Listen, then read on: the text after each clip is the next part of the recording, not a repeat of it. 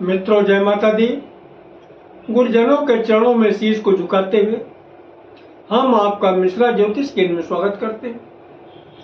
हमारे पास लगातार प्रश्न आ रहे हैं। गुरुजी, मेरी बेटी की शादी बांध दी गई। गुरुजी, मेरी बेटी की शादी तय हो चुकी थी, कार्ड बढ़ चुके थे, शादी के बारात आने के मात्र 1 हफ्ते रह गए थे। लड़के वालों ने जवाब दे दिया। गुरुजी, मेरी समझ में नहीं आ रहा मैं क्या करूं। गुरुजी, मैं लड़की हूं, मेरी शादी के कई बार रिश्ता पक्का हो चुका है।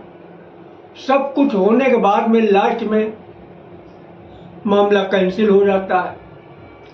गुरुजी, मेरी भी शादी बांध दी गई। तो और जहां आप जाते हैं आपको लोग बता भी देते हैं कि भाई आपकी शादी बंधी हुई है। अब आप बताइए, क्या किसी के अंदर इतनी क्षमता है कि वो आपकी शादी बांध देगा?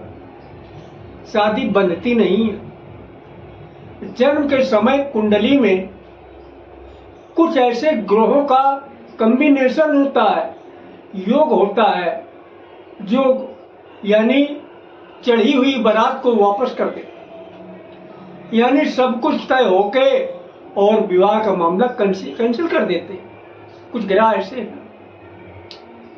तो संपूर्ण जानकारी प्राप्त करने के लिए हमारे साथ वीडियो में अंत तक बने रहिएगा। अभी तक आपने हमारा चैनल सब्सक्राइब नहीं किया है तो प्लीज वीडियो शुरू करने के पहले मिश्रा ज्योतिष केंद्र को सब्सक्राइब अवश्य कर लीजिएगा और बेल आइकन की घंटी बजाएं, क्योंकि आपका एक सब्सक्राइब हमारे लिए महत्वपूर्ण है। देखिए, आप अपनी जन्म कुंडली निकालिएगा। आपको जो अपनी जन्म कुंडली में कुछ भी नहीं आता है उसकी आप टेंशन न करिएगा।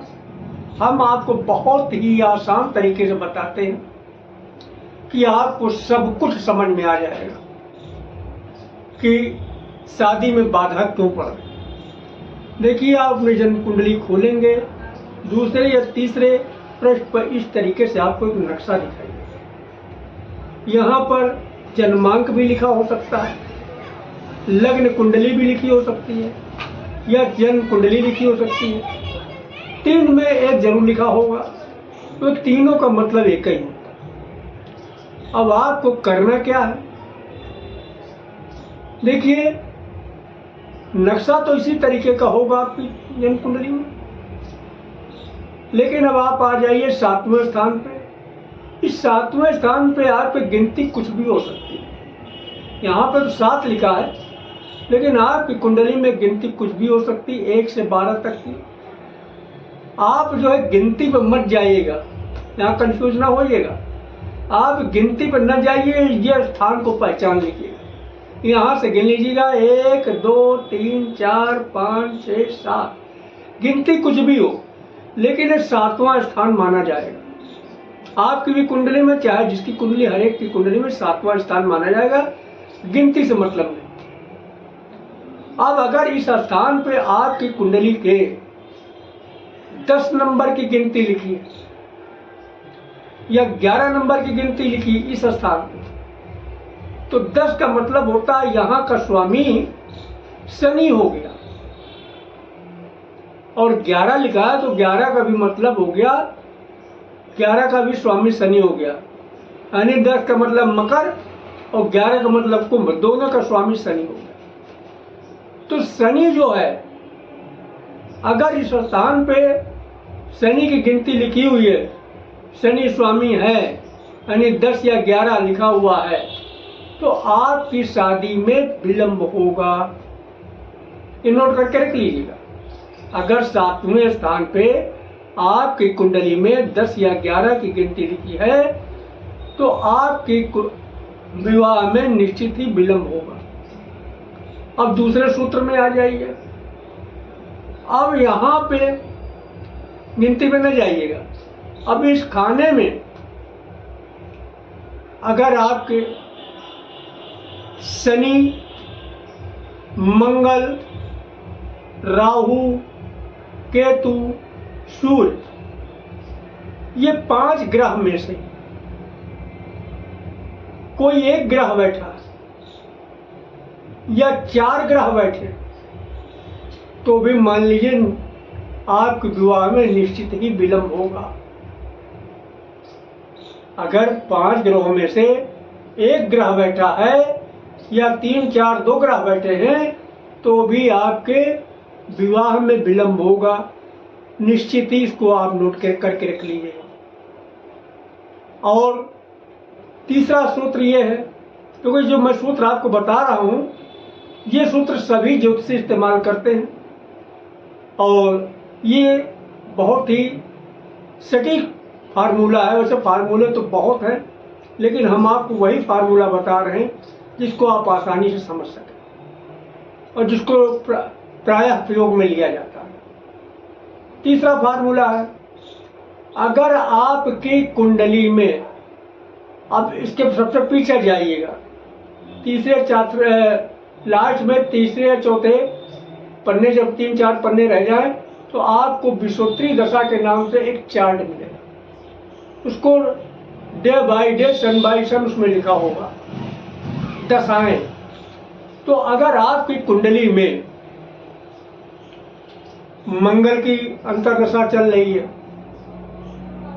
आपकी कुंडली में मंगल की अंतर्दशा चल रही है, सूर्य की चल रही है, राहु की चल रही है, केतु की चल रही है, तो निश्चित ही आपके विवाह में रुकावट आएगी। ये फार्मूला ये भी नोट करके रख लीजिए। अगर आपकी कुंडली में मंगल का, राहु का, सूर्य की, शनि की, केतु की अंतर्दशा चल रही है तो आपके विवाह में निश्चित ही विलंब होगा। तो ये तो वो हमने आपको बता दिया कि आपको जो महसूस होता है आपका विवाह बंधा हुआ, तो विवाह बंधता नहीं है, ये ग्रहों को जैसे बंधन योग बन जाता है। अब इसकी कार्ड क्या, इसका उपाय क्या है, उपाय भी समझ लीजिएगा। देखो, उपाय बहुत ही सरल है, लेकिन आपको श्रद्धा और विश्वास के साथ रेगुलर करना होगा तो फायदा निश्चित मिलेगा। ठीक है भाई, आपको करना क्या है कि प्रत्येक शनिवार को शाम के समय, यानी जब दिया बत्ती का समय हो जाए तो एक कड़वा तेल लीजिएगा, उसमें 4 दाने आप काला तेल डाल दीजिएगा और नहा धो के स्वच्छ होके आप जो है पीपल वृक्ष के नीचे कड़वे तेल का दीपक जलाइए और अपनी मनोकामना लक्ष्मी नारायण भगवान से बोलिएगा, हे लक्ष्मी नारायण भगवान, हमारी शादी में जो बाधा लग रही है या मेरे बेटे की या बेटी की शादी में जो बाधा लग रही है, इससे आप दूर कीजिएगा। लक्ष्मी नारायण भगवान, बहुत जल्दी हमारे बेटी या बेटे का विवाह कराइएगा। इस तरीके से विनती आप करिएगा। और दूसरा उपाय है, आप एक लोटा लीजिएगा, स्वच्छ लोटा लीजिएगा, उसमें 4-6 बूंदे गंगा जल की डालिएगा और कच्चा दूध डालिएगा, थोड़ा जल डालिएगा और 4-6 बूंदे शहद की डाल लीजिएगा, काला तिल डाल लीजिएगा और शनिवार से ही रेगुलर यानी प्रतिदिन भोलेनाथ को जल अर्पित कीजिएगा। ये डेली करना है और पीपल वृक्ष के नीचे सिर्फ शनिवार को दीपक जलाना है, शाम के शाम दिया बत्ती टाइम। और भोलेनाथ को डेली जो है जल चढ़ाना है जिस तरीके से मैंने बताया, तो निश्चित ही आपके बेटी या बेटे की आपकी शादी जरूर होगी। ये बहुत ही कारगर उपाय है। और अपनी मनोकामना भोलेनाथ से भी बोलिएगा, माँ पार्वती से भी बोलिएगा, और उधर जो है लक्ष्मी नारायण भगवान से बोलिएगा।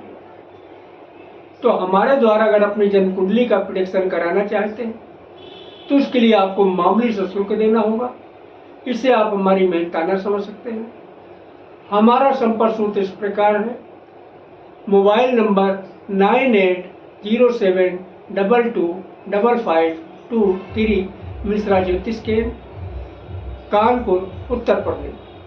हमारे द्वारा दी गई जानकारी आपको अच्छी लगी तो मिश्रा ज्योतिष केंद्र को सब्सक्राइब करें, लाइक करें और अपने इष्ट मित्रों में अधिक से अधिक शेयर करें तथा कमेंट बॉक्स में जय माता दी अवश्य लिखें। और महाकाल के भक्त हैं तो हर हर महादेव लिखें। माँ पार्वती और भोलेनाथ मिलकर आपकी मनोकामना शीघ्र पूरा करेंगे। जय माता की।